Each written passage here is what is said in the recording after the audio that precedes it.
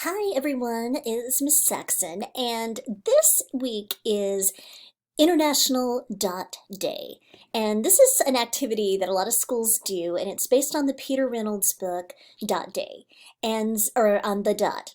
And so it's a really fun sort of activity, and I think this book is a really great message. It's all about getting started. It's about a little girl who doesn't think she can draw, and her teacher encourages her to start with a dot.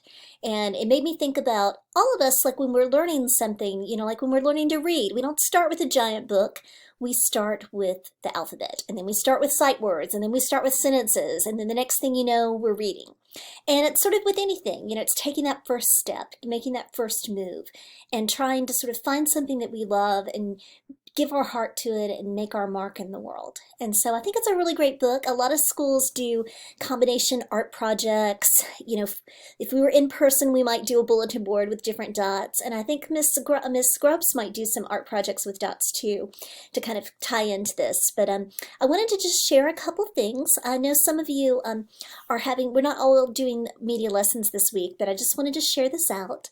I made this board, and I have this on Schoology, but it has several different fun links. This is a video with the artist Peter Reynolds, and he shows some of his paintings and how you can start with a dot and make a face. You can start and make a planet. You can make all kinds of things just with a dot. These are some coffee filter projects that students have done. There's a link to a song. There's a fun Light-Brite game.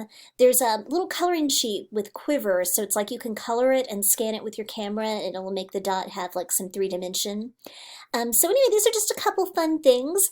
I also had a couple art-related things. This is a painting by George Seurat, and it's interesting because you look at it and it just looks like a picnic at the park. But when you look really closely, there's lots of little dots. He created this painting by using this dot effect. You can get the texture with the leaves, with different shades of green, and it's a really interesting detail.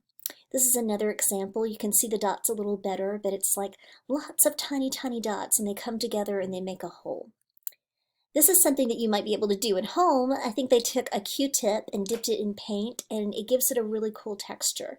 It gives the flowers a lot of dimension, and so it's just something kind of fun. These are some other student projects with the different dots and different patterns and textures. So it's just something sort of fun to think about. So I wanted to share this book with you. This book is on Epic Books. And this is something that you can access while you're at school. A lot of teachers have Epic accounts. The Media Center also has an Epic account if you wanted to access it. It's NIJ4005. And I have this on Schoology, but this is the book, The Dot. Art class was over, but Vashti was glued to her chair. Her paper was empty. Vashti's teacher leaned over the blank paper. "Ah, you did a polar bear in a snowstorm," she said. "Very funny," said Vashti. "I just can't draw."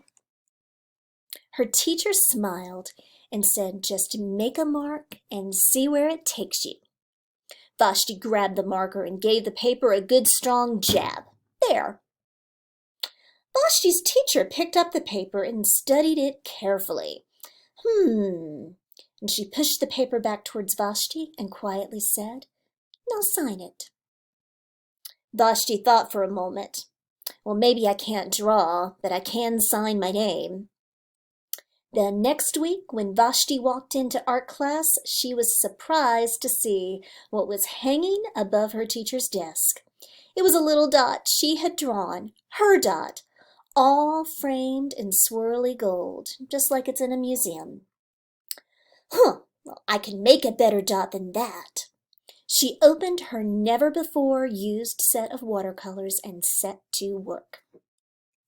She painted and painted. A red dot, a purple dot, a yellow dot, a blue dot. The blue mixed with yellow, she discovered she could make a green dot. Vashti kept experimenting, lots of little dots in many colors. If I can make little dots, I can make big dots too. Vashti splashed her colors with a bigger brush on bigger paper to make even bigger dots. Vashti even made a dot by not painting a dot. This is like negative space where you paint around and it looks like a white dot, but she actually just painted all around it. And here's the art show. She made quite a splash. Vashti's mini dots were all the rage.